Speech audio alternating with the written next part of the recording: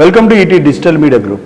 మనం నేడు ఆంధ్రప్రదేశ్ రాష్ట్రంలోని ఎన్టీఆర్ జిల్లా జగ్గపేట ప్రాంతంలో ఉన్న జగ్గపేటలో విఆర్ స్కూల్స్ అని వెంకటరమణ స్కూల్స్ అని స్థాపించి ప్రముఖ విద్యావంతుడు సమాజ సేవకులైన ధర్నకోట వెంకటరమణ గారితో వాళ్ళ ప్రత్యేక ముఖాముఖి. నమస్కారం వెంకటరమణ గారు. నమస్తే అండి సార్, బాగున్నారా? బాగున్నానండి. అంటే విద్యా వ్యవస్థలో మీరు మీ సేవలు అందిస్తూ ట్యూషన్స్ కావచ్చు, ఇంకోటి కావచ్చు, ఎప్పటి నుంచి ఉన్నారు ఈ రంగంలో? విద్యారంగంలో ఎన్ని సంవత్సరాల అనుభవం ఉంది మీకు? విద్యారంగంలో అనుభవం అంటే మన విద్య మీద మనకి ఆసక్తి కలిగిన మరుక్షణం నుంచి మనకి అందులో అనుభవం ఉన్నట్టేనండి. ఎందుకనంటే విద్య అనేది ఒక అనంతమైనటువంటి జ్ఞాన సంపదకి ముఖద్వారం లాంటిది, ఒక బడి. సో అది మనం తెలుసుకోవాలని జిజ్ఞాస ఎప్పుడైతే మనకు కలిగిందో అప్పటి నుంచి ప్రతి ఒక్కళ్ళకి కూడా విద్యారంగం మీద ధ్యాస ఉన్నట్టే, ధ్యానం ఉన్నట్టే. నేను చదువుకునేటప్పుడు రకరకాల పుస్తకాలు లైబ్రరీలో చదివేవాడిని. నేను 4th క్లాస్ ఉన్నప్పటి నుంచి కూడా లైబ్రరీకి వెళ్ళేవాడిని. అక్కడ రకరకాల పుస్తకాలు, అంటే నాకు బాగా గుర్తున్న పుస్తకం ఒకటి, అప్పట్లో ఒక 1000 పేజీల పుస్తకం ఏదో ఉండేది లైబ్రరీలో, మకరధ్వజుడు అని ఒక పుస్తకం ఉండేది. అదొక పెద్ద కథ. సో ఈ విధంగా చదువు మీద మాకు ఇంట్రెస్ట్ ఏర్పడింది. అది కూడా రకరకాల విద్యలు నేర్చుకోవాలని. ఆ తర్వాత ఇంట్లో ఉన్నటువంటి వాతావరణం, స్వతహాగా మా అమ్మగారు టీచర్ అవ్వటం, తను చాలా రకాలు చెప్పడం జరిగింది. ఆ చెప్పడంలో కూడా విద్యని నేర్చుకోవటమే కాదు, అవలోకనం చేసుకోవాలి, పుక్కిటి పురాణాల్లాగా గుర్తుపెట్టుకొని ఒప్పజెప్పడమే కాదు, అది మనలో ఇమిడిపోవాలి అని చెప్పేసి మా అమ్మగారు చెప్పినటువంటి మాటలు మాకు చదువు మీద చాలా ధ్యాసని, ధ్యానాన్ని పెంచినాయి. అదేవిధంగా 7th 8th క్లాస్కి వచ్చేసరికి అదే ఇంట్రెస్ట్ తోటి నేను కథలు, కవితలు కూడా రాయటం జరిగింది. అప్పట్లో ప్రముఖ పత్రికల్లో ప్రింట్ అవ్వడం కూడా జరిగింది. ఆ తర్వాత ఇక డిగ్రీకి వచ్చి దగ్గర నుంచి కూడా స్టూడెంట్ లీడర్గా నేను ఎదగడం మొదలయ్యాను. అట్లాగే ఎంఎస్సి కూడా. సో స్టూడెంట్ లీడర్గా నేను ఉన్నప్పుడు అనేక యూనివర్సిటీలు, కాలేజీలు తిరగడం జరిగింది. అప్పుడు నాకు విద్యార్థులకు అవసరమైంది ఏంటి, అసలు ఉద్యోగం రావాలంటే కావాల్సింది 100కు 100 మార్కుల, లేకపోతే విశ్లేషణాత్మకమైనటువంటి, విచక్షణాత్మకమైనటువంటి, విస్తృతమైనటువంటి జ్ఞానం కావాలా అన్న ప్రశ్న అప్పట్లోనే మొదలైంది. అప్పుడు నాకు అర్థమైంది ఏంటి అంటే, మన పాత తరంలో ఉన్నటువంటి రీసెర్చ్ ఓరియంటెడ్ ఎడ్యుకేషనే మన దేశానికి కానీ మన విద్యార్థులకు కానీ చాలా ఉపయోగం.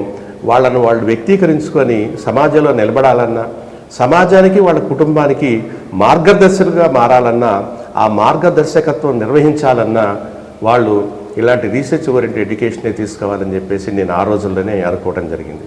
ఆ తర్వాత పేరెంట్స్ కమిటీ ప్రెసిడెంట్గా జగ్గపేటలో పేరెంట్స్ యొక్క ఆలోచన సరళి ఇవన్నీ కూడా చూస్తూ వచ్చాను. సో అప్పుడు బలంగా అనిపించింది నాకు, ఇప్పుడున్నటువంటి విద్యా విధానం కేవలం 99 మార్కులు, 100కు 100 మార్కులు. అంటే ఆ టైం వరకు మీకు అనుభవం, అంటే ఆలోచన అనేది అప్పుడు రాలా, అప్పటి వరకు సర్వసాధారణ. ట్యూషన్స్ రంగంలో ఉన్నారా? ట్యూషన్స్ నేను 90s ప్రాంతాల్లోనే సివిల్ సర్వీస్ వాళ్ళకి సోషియాలజీ అండ్ ఆంథ్రోపాలజీ చెప్పేవాడిని అండి.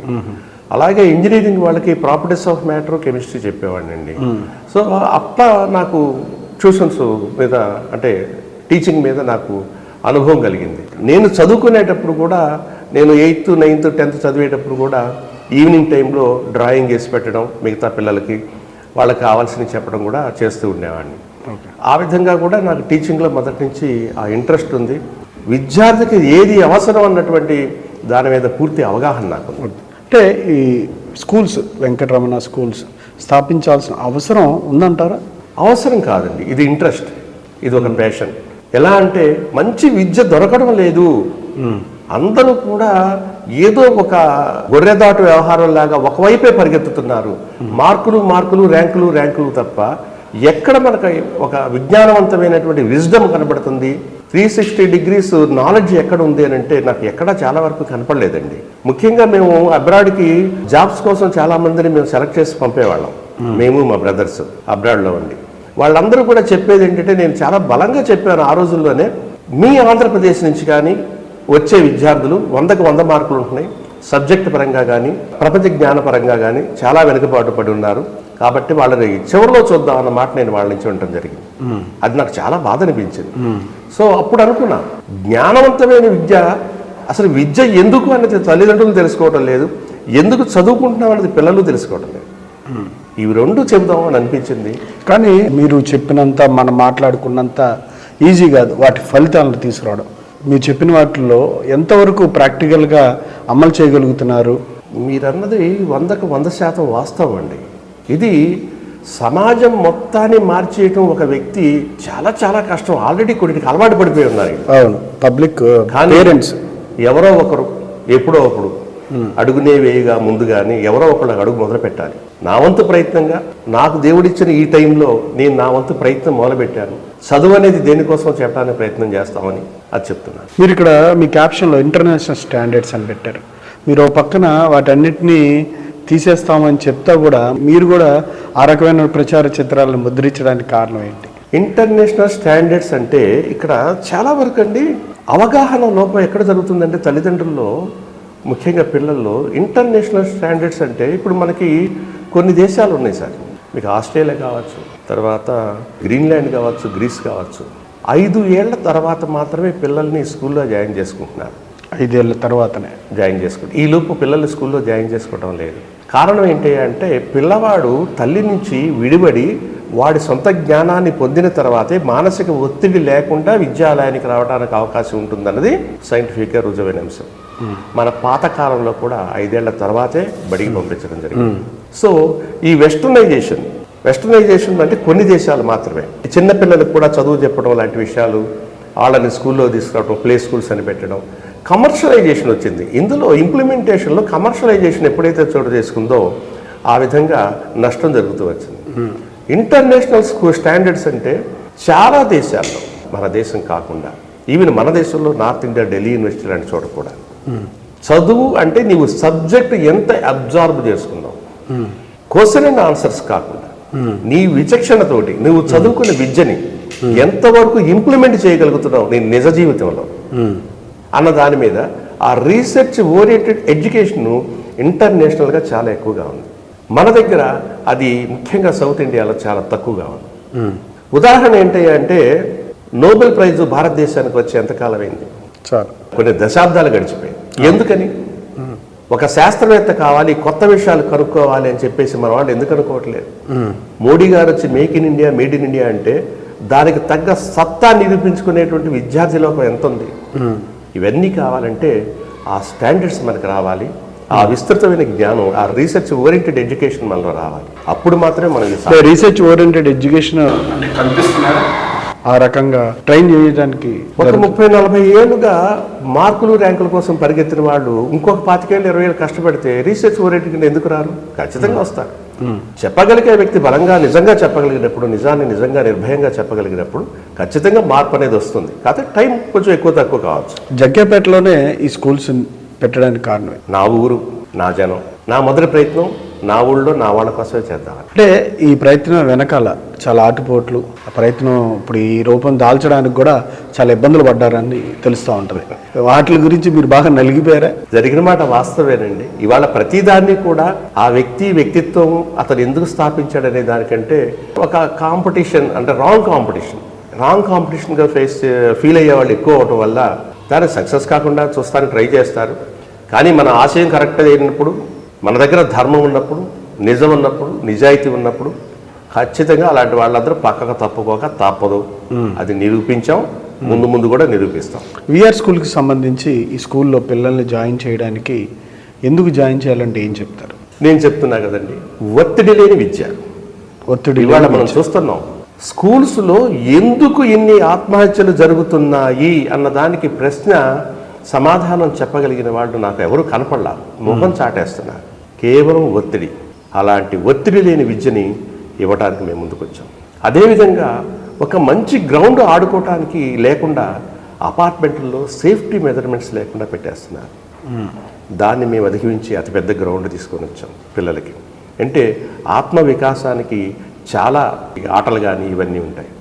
అదేవిధంగా మొక్కుబడిగా కాకుండా రెగ్యులర్ క్లాసెస్గా మేము యోగాను తీసుకొచ్చాం. అలాగే ఆడపిల్లల కోసం కరాటే, ప్రత్యేకమైనటువంటి కరాటే బ్లాక్ బెల్ట్ మాస్టర్ని పెట్టి, లేడీ మాస్టర్ని పెట్టి తీసుకొచ్చాం. అలాగే శిశురు వేత్తి పసురు వేత్తి వేత్తి గానరసం ఫణిహి అన్నట్టుగా ఆ మ్యూజిక్ అనేటువంటిది పిల్లల్ని ఎంతో గొప్పవాళ్ళుగా మానసికంగా తయారు చేస్తుంది అన్నదానికి ఉదాహరణగా రెగ్యులర్గా మేము మ్యూజిక్ క్లాసెస్ తీసుకొస్తున్నాం. ఇవన్నీ కూడా చదివేనండి. చదువులో పార్ట్ అండ్ పార్ట్స్. చదువు అంటే పుస్తకాలు బట్టి 100 మార్కులు తెచ్చుకోవడం కాదు.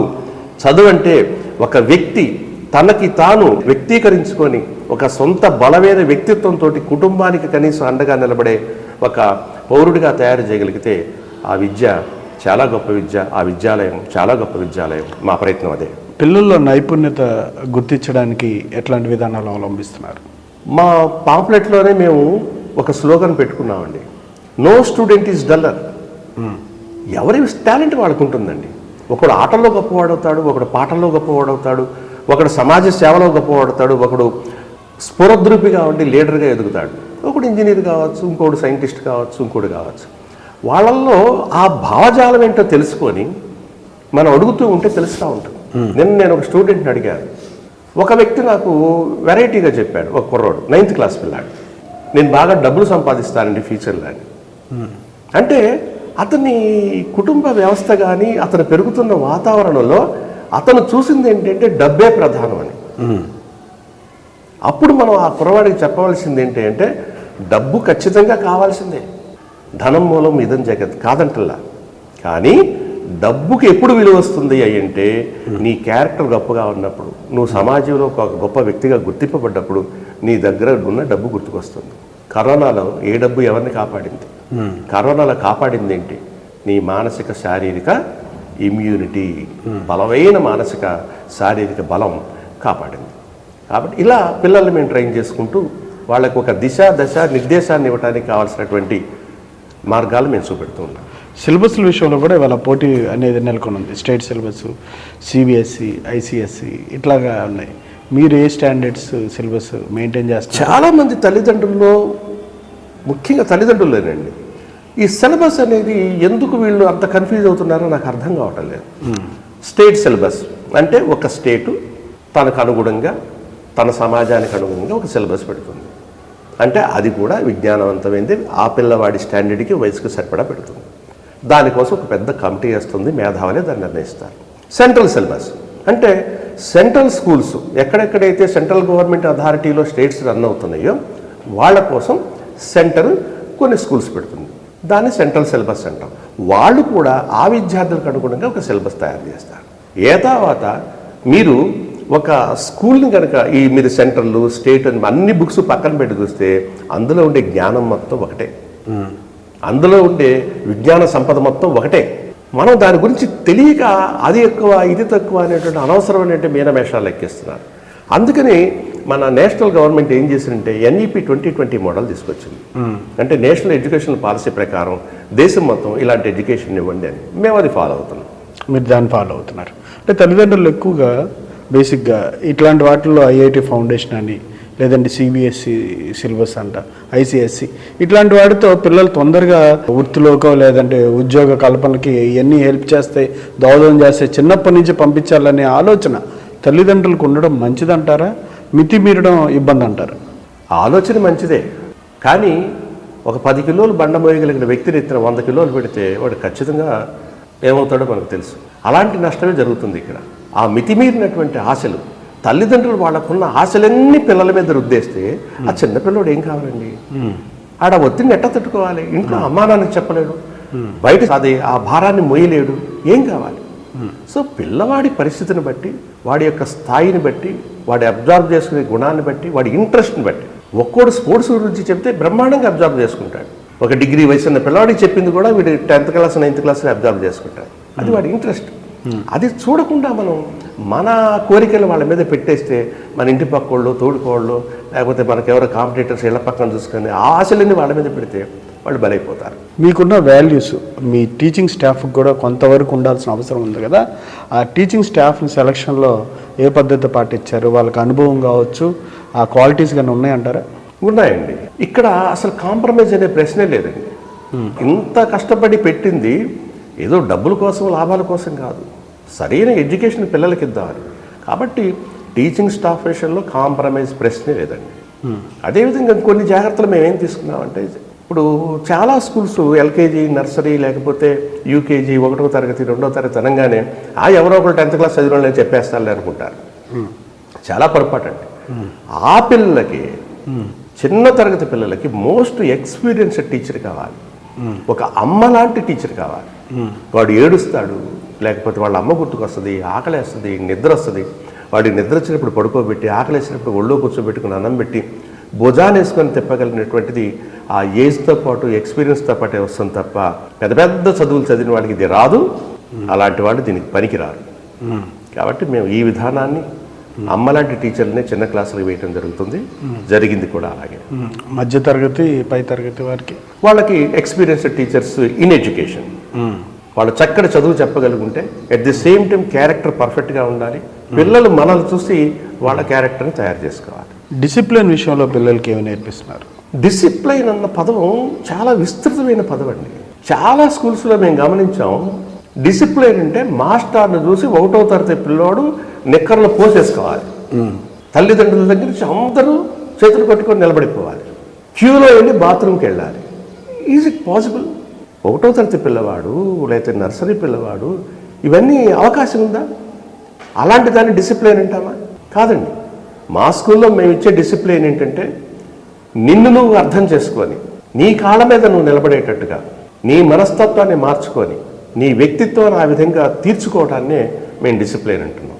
ఒక ఉదాహరణ, మేము రోజు అసెంబ్లీలో అందరి పిల్లలకి ప్రార్థన తర్వాత కళ్ళు మూసుకొని ఒక్కసారి మీ అమ్మా నాన్న కాళ్ళకు దండం పెట్టుకోండి అని చెప్తున్నాం. రోజు మేము పాటిస్తున్నామండి.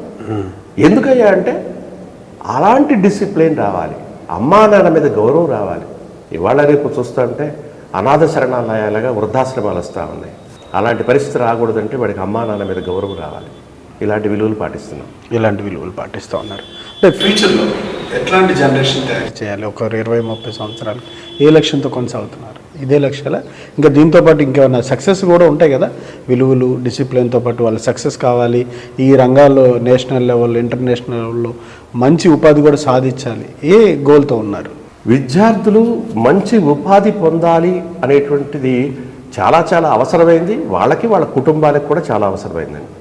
ఉపాధి పొందాలంటే మారిపోతున్నటువంటి ప్రపంచం ఎంత స్పీడ్గా మారుతుంది అంటే, ఇవాళ కంప్యూటర్ సైన్స్ అనుకుంటే ఇప్పుడు ఆర్టిఫిషియల్ ఇంటెలిజెన్స్ వచ్చింది. అది కూడా ఎంతకాలం ఉంటుందని నేను గ్యారంటీ చెప్పలేను. ఆ తర్వాత ఇంకోటి వస్తుంది. అంటే మానవ మేధస్సు అనేది చాలా స్పీడ్గా పెరిగిపోయి ఆ టెక్నికాలిటీస్ని చాలా తొందరగా అబ్జర్వ్ చేసుకుంటున్నారు. అప్పుడు 100కి 100 మార్కులు వచ్చిన వాడు కాదండి.